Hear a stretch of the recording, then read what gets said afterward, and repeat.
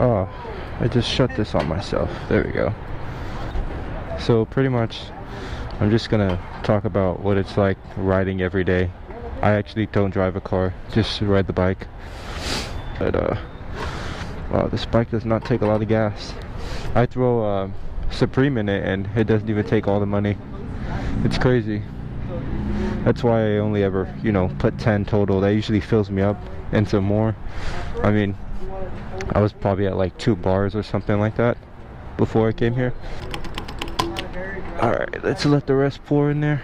Take it out. This is a 2006 Honda CB600, or the Honda Hornet, I guess you could say. So, one of the main things that I would like to say about, you know, riding a motorcycle is, this is always one of the excuses other people make. They complain, you know, what about the weather? What if the weather's not so good? And my response to that is preparation. I mean, I have 2 jackets on, I have gloves on, I wear a beanie and a balaclava under my helmet to keep my face warm. And also, I would say make sure you're checking the weather as much as possible, especially, you know, when you're getting ready to head out for work or something. Make sure you're checking the weather. You can come out after you just spent however much time getting ready, not knowing that it was drizzling or raining or 58 degrees. I've been fine. I mean, I've had a few close calls. I started riding in California. I'm not from there. I was just there for a little bit, for like almost a year. I got my first bike while I was there. I didn't also have a car. If I didn't ride a bike every day when I first did, I started on the 600 as well. If I didn't ride it as much as I did, I probably wouldn't be as comfortable as I am today. It kind of causes you to make focusing a necessity, which is really important when you're on a bike, because if you're not focused, you know, when something pops up in front of you and you're not ready for it, it's not very good. You know, I have a few stories, I have a few friends. I know a guy who passed away already. I'm not sure exactly what happened in all of these situations, but I can tell you that it was always somebody else's fault, and it was none of my guys' fault. I mean, it's happened to me too. I've been in an accident 3 days after I got that first bike in California. So I'm going, this Tesla decides to just cut me off. Tesla cuts out in front of me. I end up hitting the front brake, and I don't even know if I touched the rear brake. I mean, I don't think I'm dead. I think this is real life, but yeah, so anyways, I hit the brakes. I don't even know if I touched the rear one, and then pretty much Tesla comes out. I didn't want to hit the Tesla, so I fell, low-sided the bike. Bike kind of dragged me on my legs. I wasn't wearing any gloves, just the helmet. And yeah, I caught myself like this. You know, when you're sliding across the road with no gloves. I mean, I'm sure you can imagine what happens. That's what happened to me. But I really wasn't even upset about that. I was really just worried about my bike. I wasn't worried about myself, because hey, only form of transportation. I gotta wash it. I know she's dirty, I'm sorry. Only form of transportation, you just crashed it. So I mean, who wouldn't freak out, you know? And that's just how it is on bikes. You're more likely to crash. You're more likely to get really, really hurt when you crash. You're even more likely to die if and when you crash. So, you know, it's really just about preparation and focus. I do this every day. I had a car. I had a Toyota Corolla, a manual Toyota Corolla. As soon as I came back from California, not even maybe 5 or 6 months ago, and I had it for maybe a month, and I was like, no, I'm not doing this. Got rid of it. Found this thing on Marketplace the way it was, which is basically how I wanted to make my Suzuki into like a cafe racer type of thing. This bike is used with 6,900 miles when I bought it. I've had it for maybe 2 months, for exactly 2 months actually, yeah. And as you can see, I got 10,510 miles. So I mean, we could do the math. Put over 3,000 miles on it in the span of just a few months. Also, watch out for stuff like this. You know, these situations can be kind of strange, especially on bikes. And look, watch out for this right here, because if they don't see you coming, they'll turn out in front of you. That happened to me 2 weeks ago. I probably would have died if I didn't do one of these. I had to do one one of those swirly. Small things like that, all of those things matter whenever you're doing this, especially if you're doing it as often as every day or almost every day. You gotta watch out for it all. Just be careful. Make sure you have warm clothes on. If it's cold, you know, you gotta be smart. In terms of, you know, the weather, make sure you're wearing something. If it's raining, I don't wear sneakers. I wear my motorcycle boots. Make sure you're wearing something that's not gonna, you know, get you all soaked and everything. It's not as crazy as people make it seem. I heard a lot of things whenever I first decided to do this with a $1,000 salvage rebuilt motor, 1996 Suzuki Bandit 600. People who do that type of stuff,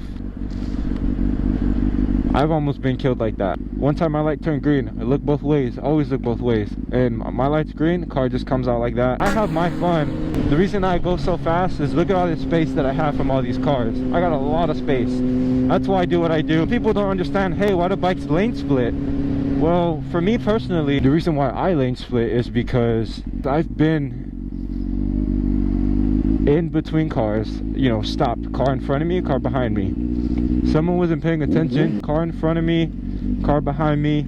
Guy behind the guy behind me wasn't paying attention, hits that car, and I'm right there in front.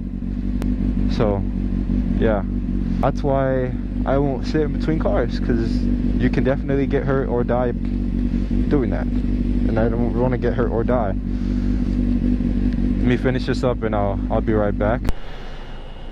It's actually working, so that's amazing. Alright. Damn, is my battery really that low already? Anyways, I should be okay on the way home. We're gonna go home and talk a little bit more on the way home. See what else I can kind of think of. I didn't really want to put any type of script for any of my videos because I wanted it to be natural so you can really see what I'm saying and connect it to what I'm doing at the same time. Because I just feel like that's a little nicer. I want to give you a really realistic point of view. So everything I've said is based off of my personal experience. If anyone has any other things to add or anything, I don't mind it. I like feedback. You know, that's the reason why I know everything I know, because, you know, I actually had a friend in Cali. He daily rides motorcycles. He was dailying a Yamaha R1. That was his daily vehicle. And that's pretty badass if you ask me. He let me ride it after I only had just a few months of riding experience, and I told him, like, dude, I don't even want to ride it because it's a 1000. I only know how to ride a 600. And he was like, I could tell you from my experience. He said he's been riding since he was like 6. He said, hey, from my experience, I could tell you that you could ride this 1000 for sure. He said, you ride a 600 very well. Yeah, I'm also a little tall. I'm like 6'1", maybe 6'2". I don't know. I haven't gotten measured in a minute, but my ID from when I first turned 18 says 6 feet, and I've grown a little bit. Oh, I was about to go, but that's a little sketchy. Always trust yourself. And another thing I will add is that if you're scared, don't ever try to, you know, push yourself out of that. Don't ever do that. Listen to yourself. Let that fear scare responsibility into you. There's plenty of times where I've been scared and I don't change my mind. I don't say, you know what, I don't want to get on the bike today. I still get on the bike. I just let it, you know, scare a little bit of responsibility into me, that's all. Just listen to yourself, because, you know, you listening to yourself could save your life. I slow down at certain cross streets and big intersections, especially when there's a yellow light saying that someone could turn left and someone could also turn left into, you know, in front of me. I slow down for sure, man, because if you're gonna crash, especially if you're gonna hit something, make sure you do it as slow as possible so that you don't get too messed up. I know a guy who died in front of me. You know, he was going pretty fast from what I heard, and I heard a lot of mixed things. I don't really know how it went, but he died. He was going pretty fast on a R1 as well. Not my buddy, but I mean, I knew of this guy. Just, you know, the first time I really met him was when he was dying in front of me, and he was pretty messed up. I don't really even want to describe the way it went. It was kind of traumatizing, I won't lie, especially because I ride bikes, and, you know, seeing his mother, she was very sad. He was her only son, I wouldn't ever want to make my mother feel like that, or anyone around me. Sometimes you want to have your fun, and sometimes, you know, you might have a bad day and all you want to do is get on the highway and just go 150. I do that sometimes, but you know, you got to make sure you're being as careful as possible, because it can happen at any given moment. And I have seen it happen to me, I've seen it happen to other people, and you really don't want it to happen to you. So that's pretty much it. And stuff like this, I like to slow down, just in case. What if someone's turning left? What if someone wants to turn left in front of me? If I see that there's no cars right here, I won't slow down. But that was just an example. And try not to run yellow lights, and do not run any damn red lights. Don't do that. Do not do that. The only time I say that it's okay to do it, in my experience, is when it doesn't want to turn green for you because you're on a bike and there's nobody around you. But I always stop first, look around me, and then just keep going. You don't want to run red lights, trust me. Don't do it. If you have to, do it as careful as possible. I've been on a 600cc, or in the 600cc class, since I've started, since December 8th of last year. I didn't know how to ride a bike.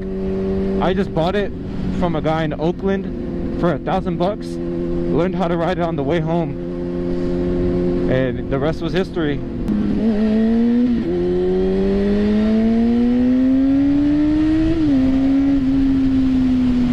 Just be responsible, be smart, please. Nobody wants you to get hurt. And if you don't have anyone in your life, or if you feel like you don't have anyone in your life that cares enough to say, I don't want you to get hurt, well, I don't want you to get hurt. I don't want to see anybody get hurt. I hate seeing it. I don't want any of you to get hurt. Sometimes we get a little reckless and we don't care. I mean, people do that in cars too. I see it. I feel like I see it more than anybody, because it's a lot more serious for me. And I mean, everybody seems to behave right now, but I feel like if I didn't have this camera, people will try to kill you on purpose. And also, if you're at a street like this where there's constant light, try to just not even speed, you know, especially when you're coming a little closer to the light. I usually just slow down, because if it turns yellow, I've made it through red lights before, I've made it through yellow lights before, but you know, what if I didn't make it through those lights? That's my fault. Nobody else's fault but mine. That would have been all my fault. So yeah, just be careful.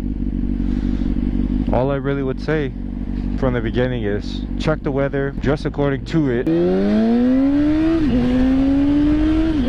Yeah, just dress according to the weather, you know. The last thing you want to do is not be wearing what you should be wearing when it's raining or very cold outside. I promise you, I've been there, done that. I guess I'm just a little crazy. That's pretty much it. Just be careful, pay attention, dress according to the weather. Just don't put yourself in a situation you don't want to be in. That's really, I can't believe I just said that. That's the best advice I could give you. Don't put yourself in a situation that you don't want to be in. Keep up with your maintenance, change your oil, change your brake pads, all that stuff. And just don't put yourself in a situation that you do not want to be in. That's really it.